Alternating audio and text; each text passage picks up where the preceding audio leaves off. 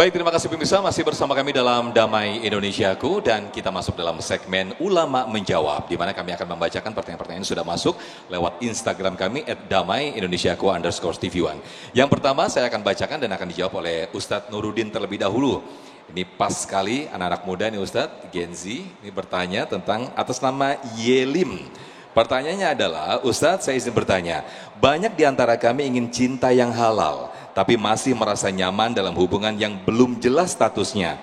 Apa yang sebaiknya kami lakukan agar bisa kembali ke jalan yang Allah ridhoi? Ustadz Nuruddin, fadhol. Jawaban singkat, segera kawin. Segera kan? halalin ya Ustadz ya. Kalau memang manis tato'a minkumul ba' ya ma'syarus syabab, kata Nabi, manis tato'a minkumul ba'ah falyatazawwaj. Yang udah punya kemampuan mental, finansial, daripada terjerumus terus menerus ke dalam perbuatan haram, nikah, jangan takut. Karena soalnya begini, adik, ini saya bicara dengan anak muda, nikah nggak nikah ujian hidup kita tetap ada, ya nggak? Jangan punya anggapan kalau nikah ujian hidupnya berat, loh jomblo lebih berat, bener nggak?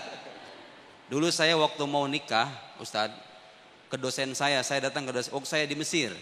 Dosen saya bilang, lihat kamu meja itu katanya. Kamu angkat sendiri itu meja. Berat nggak? Berat. Kalau diangkatnya berdua gimana rasanya? Nah, ujian hidup kita itu banyak. Lari dari sini, datang dari pintu yang lain. Tapi kalau dapat pasangan yang cocok, visi kehidupannya dengan kita, itu bisa menjadi berkah yang memudahkan hidup kita sendiri adik-adik. Dan saya mau berpesan, bagi adik-adik yang sekarang sedang menunggu tapi ingin segera mendapatkan pasangan, tahu nggak cara terbaik mendapatkan pasangan yang baik itu gimana?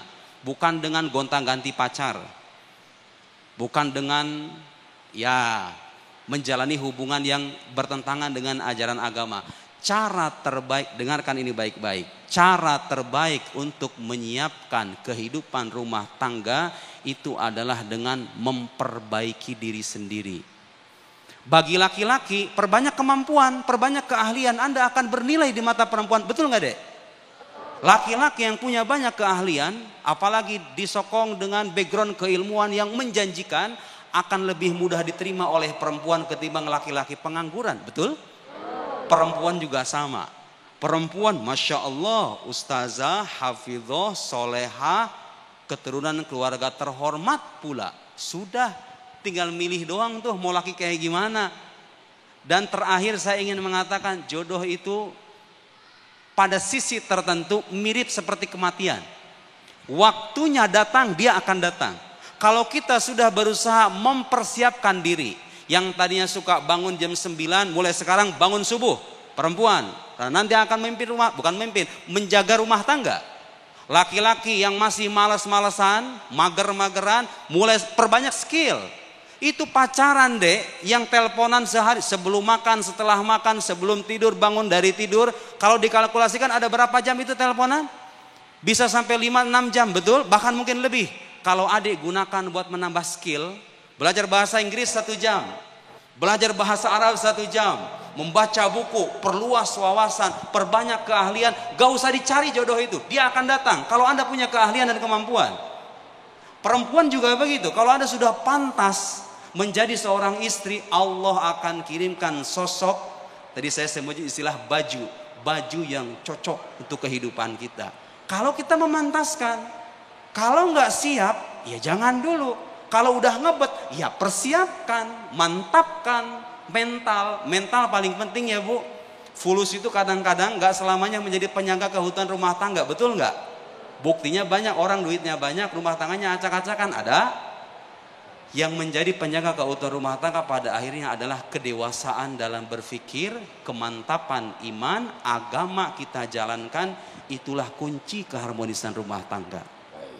Mudah-mudahan bisa menjawab. Amin, amin. Terima kasih Ustadz Muhammad Nuruddin yang telah memberikan jawabannya. Berikutnya kami saya akan bacakan atas nama Mahira Valencia yang sudah menulis di kolom komentar yang akan dijawab oleh Ustadz Riza. Assalamualaikum Ustadz, mohon izin bertanya, bagaimana sikap suami jika mengetahui istrinya diketahui berhubungan atau pacaran dengan pria lain? Nah ini selingkuh nih Ustadz nih. Apakah kita langsung ajukan talak atau bagaimana? Silakan Ustadz Riza.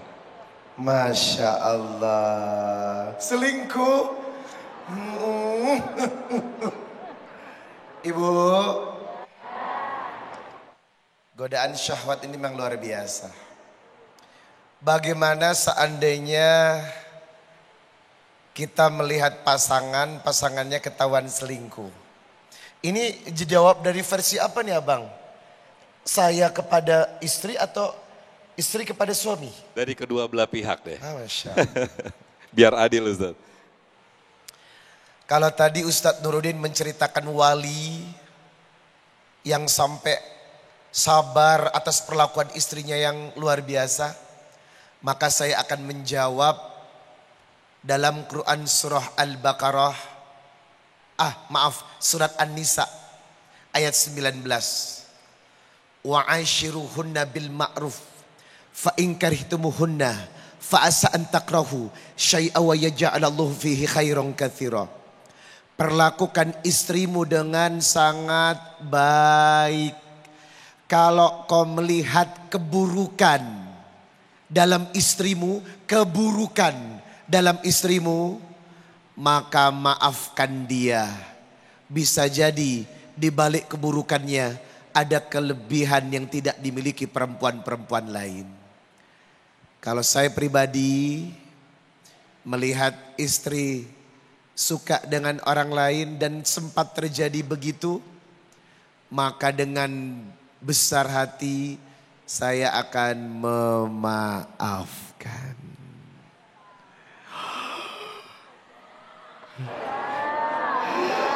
Berat kan? Berat ya. Tapi saya tidak bertindak berdasarkan hawa nafsu. Berdasarkan An-Nisa 19. Fa in karihtumuhunna fa as an takrahu syai'a wa yaj'alallahu fi khairan katsira. Sabarlah, maafkan kesalahannya.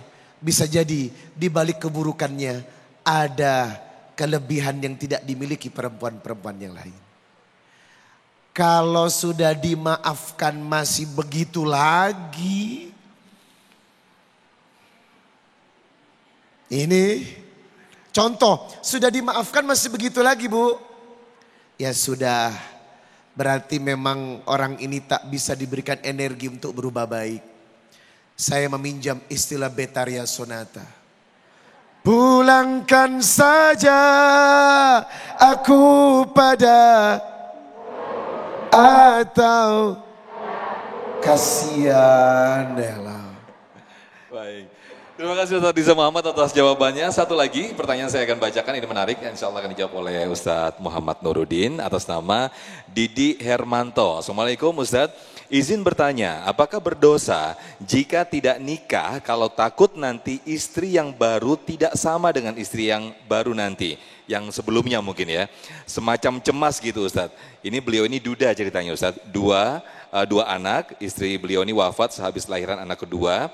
Jadi intinya bagaimana ketika ada ketakutan untuk tidak nikah lagi, bagaimana ini Ustaz? Ya. Itu ulama menjawab hukum nikah itu bisa jadi wajib, bisa jadi haram, bisa jadi makruh, bisa jadi sunnah.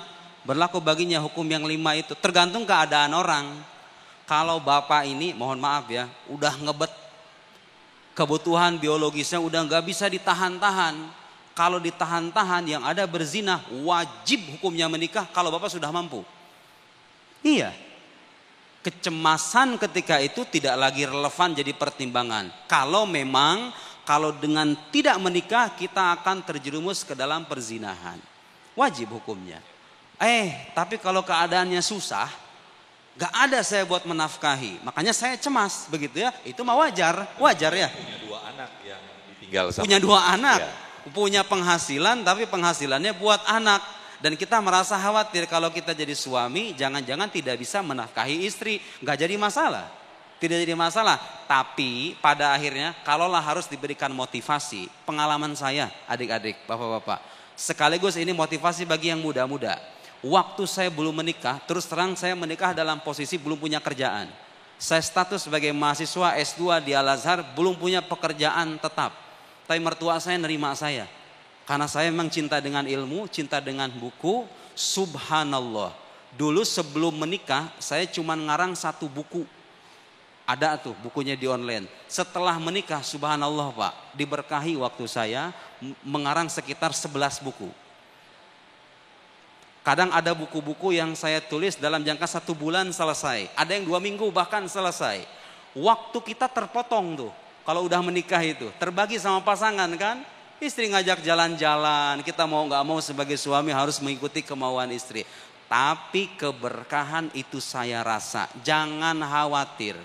Kalau niatannya positif, ingin menjaga diri dari perzinahan, duitnya pas-pasan, yakinkan pasangan. Kira-kira kamu mau apa enggak? Oh, pasangannya siap menerima.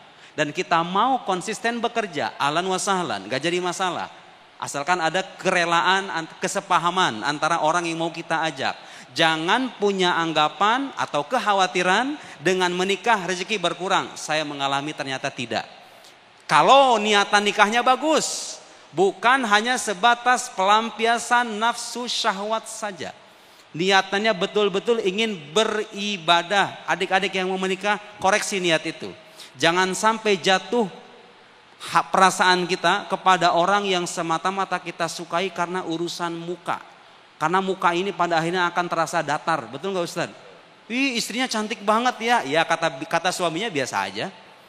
Suaminya ganteng banget ya. Kata istrinya biasa aja. Karena kalau udah bertahun-tahun manusiawi.